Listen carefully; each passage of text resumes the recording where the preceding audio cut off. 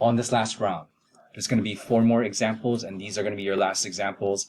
I'll also switch to Desmos.com after 49 so that you guys can see what we are doing, what we're trying to solve for visually. Okay. All right. Well, write the slope-intercept form. So we're going to have to bring back the y equals mx plus b through the given point with the given slope. So what we're trying to do is we're going to make an equation that passes through this line, and it's got to have this kind of incline of 3/1. So I guess a steep road of some sorts. Okay. There are a lot of ways you guys can solve this. A lot of teachers will teach it differently with so many methods. I'm just going to stick to one. If you remember how to do it another way, that's totally fine. Just as long as you guys are getting the correct answer as I am and the answer key, that's totally fine too. Okay. One way we can do this is, because we're given a coordinate, we can label this your x, we can label this your y.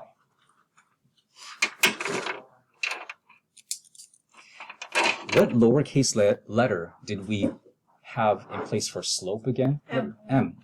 So this is your M. Okay. I want to go back to the previous section that we did. In order to create a line, we needed 2 pieces. What were those 2 pieces again? The x and b. So we needed the y-intercept, and then what else did we need? We need the slope. Once we have those 2 pieces, we can put them together. Okay? We got the slope. What are we missing here? The y-intercept. And this is clearly not a y-intercept because it's not 0 comma something. If it was, ooh, man, we could just grab it like that. Okay? So this is not a y-intercept over here. So your first step is, we're going to have to get it.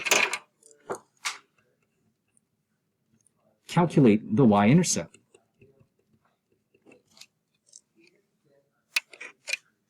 How to do that? What we can do is get our equation, the slope-intercept form, and use that to our advantage. What I mean by this is this. Your y value, I don't want to use arrows. What is the y value that we just marked? -1 equals, what is the slope number? 3. What is the x value that we just marked? 2.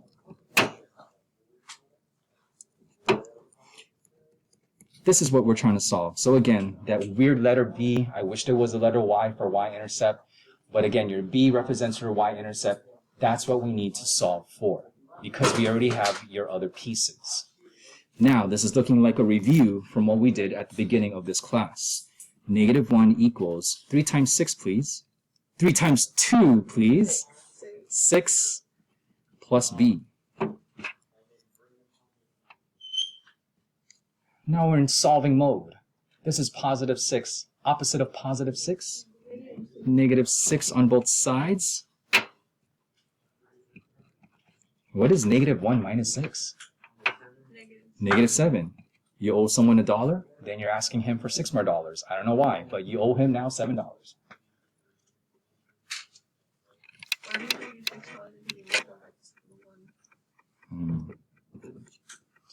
A lot of students think we're done. We are not done yet, because the question is, write the slope-intercept form of the equation. We're almost done. Y equals mx plus b one more time. Now we got your 2 pieces. We got your slope.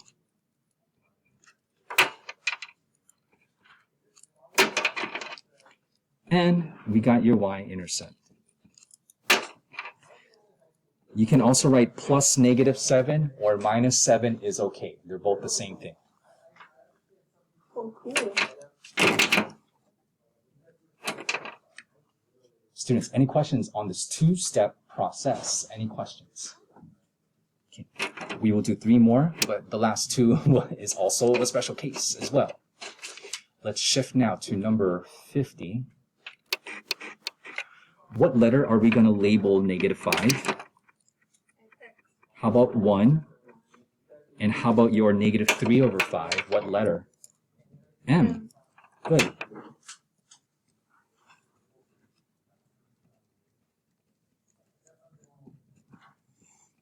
Unfortunately, this point over here is not your y-intercept, so we're going to go ahead and calculate that first. We got to calculate the y-intercept. Y equals mx plus b. All right, A4, your turn. You tell me what to write on this next line. Go. 1 equals Yes, be careful. 1 equals negative 3 over 5 -3 over 5 times, negative 5 ooh, fractions, yes, times -5 plus b. plus b. Okay. I'm going to show you guys how to do fractions by hand one more time. I'm also aware that some of you guys are not strong with fractions. Then I'll show you the TI-84 way. Okay? All right. Fractions by hand.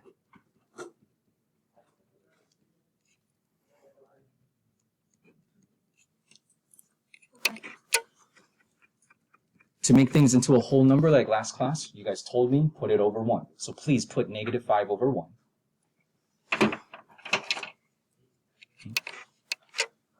It's just got a little complicated. Then the diagonals.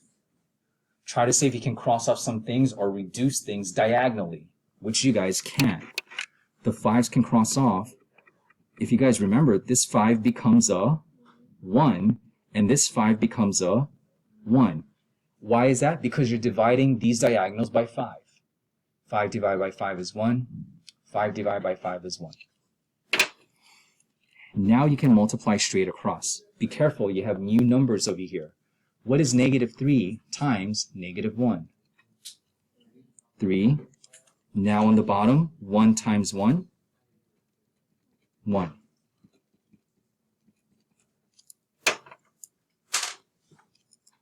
I'm going to stop over here for right now. I mean, we're almost done solving it. But as sort of promise, for those who are not well with fractions, is totally fine.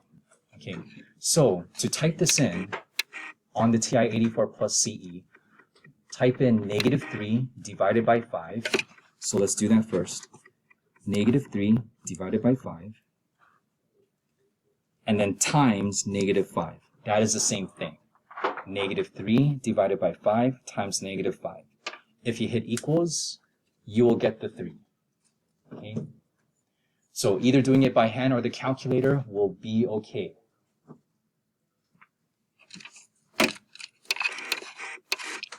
Sort of almost done. Students, this is a +3. What's the opposite? -3 on both sides, -3 on both sides. I don't have room, but what is 1 minus 3? -2. Are we done? No. It's all right. It is okay.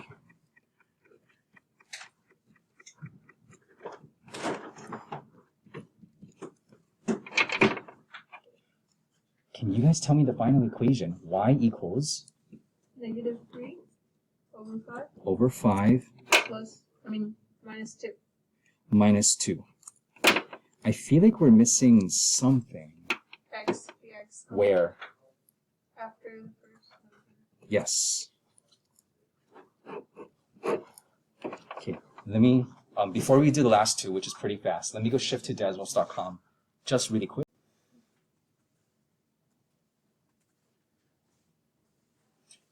What are we solving for? So this is number 50, and number 50, we have to go through the point, is that correct? -5, comma 1? Yes, -5, comma 1. Okay. Now, let's plug in the answer. What was the answer again? Y equals -3 over 5 x plus 2? minus 2. Minus 2. Kabam. So this is what you're visually solving for. You want a point that passes through that with this slope. And then we got it.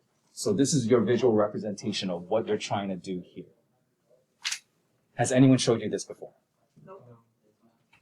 Or at least like a visual of like what you're trying to solve for? Now you know. Okay, any questions on this?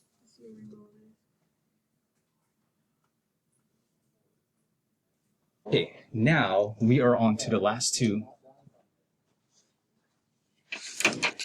There's a reason why I gave it little space, because there are special cases. Yeah, we can put this as an x. Yeah, we can put this as y. And yeah, we can put this as an m. Special case number 1.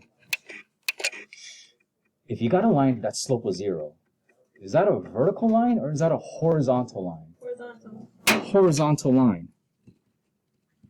This is a horizontal line. The reason why I'm showing you this is so that if you have a special case, you don't have to do all of these steps, okay? Special case number 1, if you have a slope of 0, it is a horizontal line. Therefore, that means if you have a horizontal line, does it start with an x or does it start with a y equals? Y equals. Okay. It's okay. We can make mistakes in this class. Oh, wait. Yeah. I got it. Okay. So just like a number 5, y equals. But which number are we going to grab? The number you're going to grab is this y value. Y equals -1. I wrote down Y, but I said X.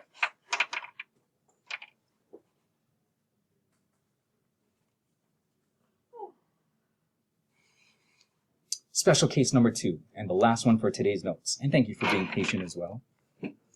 Yeah, we can label this as x. Yes, we can label this as y, because this is what I've taught you guys. But if your slope is undefined, what type of line is that? A vertical. Vertical. Once you spot that, you can totally skip all these steps. If this is a vertical line, does it start with a y equals or an x equals? X equals. What number then should you grab? Should you grab the 4 or the -3? The X value. The x value, -3. Apologies, I won't have Desmos with me, but I'm just showing you guys a visual of what's happening. Here's -3 comma 4, and here is your line, x equals -3. So that's what you're trying to solve for.